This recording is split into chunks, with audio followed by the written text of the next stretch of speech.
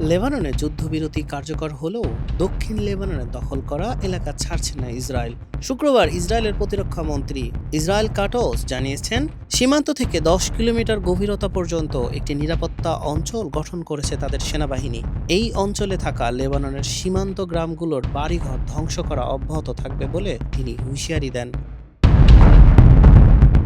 Katz জানান, রাজনৈতিক বা সামরিক যে কোনো উপায়ে হিজবুল্লাহকে নিরস্ত্রীকরণই তাদের মূল লক্ষ্য।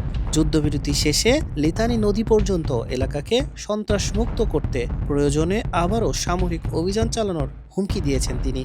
মূলত প্রেসিডেন্ট ডোনাল্ড ট্রাম্পের মধ্যস্থতায় হওয়া এই যুদ্ধবিরতির মাঝেই নিজেদের নিয়ন্ত্রণ সংহত করার চেষ্টা করছে তেল আবিব।